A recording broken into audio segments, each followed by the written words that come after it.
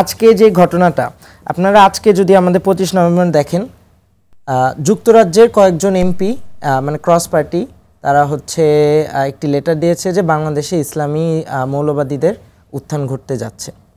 একই সাথে আমরা যখন গতকালকে ইসকনের যে চিন্ময় যাকে আসলে গ্রেপ্তার করা হয়েছে তার গ্রেপ্তারের পরবর্তী যে রিয়াকশনগুলো আমরা আজকে দেখেছি যে ভারতের পররাষ্ট্র দপ্তর থেকে এখানে আমাদের একটা মেসেজ দেওয়া হয়েছে, আমরা বিজেপির থেকে মেসেজ দেখছি, এমনকি চট্টগ্রামে আমাদের যে আইনজীবীকে হত্যা করা হয়েছে তাকে ইন্ডিয়ান মেন স্ট্রিম মিডিয়া থেকে শুরু করে ইন্ডিয়ান মানে প্রোপাগ্যান্ডা সেলগুলো এমনভাবে টার্ম করছে যে উনি ছিল আসলে যে গ্রেপ্তারকৃত চিন্ময় তার আইনজীবী এবং শুধুমাত্র চিন্ময় ওনার আইনজীবী হওয়ার কারণে তাকে পিটিয়ে বাংলাদেশে বা ইসলামীরা তারা মেরে ফেলছে।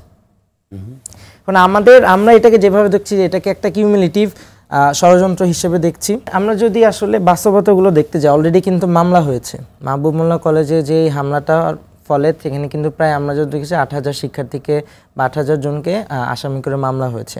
একই সাথে আপনারা বিগত কিন্তু এখানে আমরা বেশ কয়েকটা আন্দোলন দেখেছি, বিশেষ করে কয়েকদিন আগে ঢাকা কলেজ এবং আইডিয়াল কলেজের মধ্যে যে একটা সংঘর্ষ হয় সেখানে কিন্তু পুলিশ এবং সেনাবাহিনী গিয়ে পরিস্থিতি নিয়ন্ত্রণে আনে। তো এখানে যে ছাত্র বলেই যে শুধুমাত্র তাদেরকে ছাড় দেওয়া হচ্ছে বা তাদেরকে ওইভাবে বল প্রয়োগ করা হচ্ছে না, এই বিষয়টার সাথে আমি ব্যক্তিগতভাবে একমত না। এখন আমি এখানে আরও কয়েকটা বিষয় উল্লেখ করতে চাই যে আসলে আইনের যে প্রয়োগের বিষয়টা এসেছে, আমরা যখন কথা বলতেছি বা এই বিষয়টা বহির্বিশ্বে দেখানো হচ্ছে, বিশেষ করে চট্টগ্রামের বিষয়টা, এখানে একটা ধর্মীয় বা আমাদের সাম্প্রদায়িক দাঙ্গা হিসেবে বা সাম্প্রদায়িক সম্প্রীতির ঘাটতি হিসেবে দেখানো হচ্ছে, কিন্তু বাস্তবতাটা কি? বাস্তবতা হচ্ছে যাকে গ্রেপ্তার করা হয়েছে তার বিরুদ্ধে রাষ্ট্রদ্রোহিতা এবং সন্ত্রাসের একটি মামলা ছিল।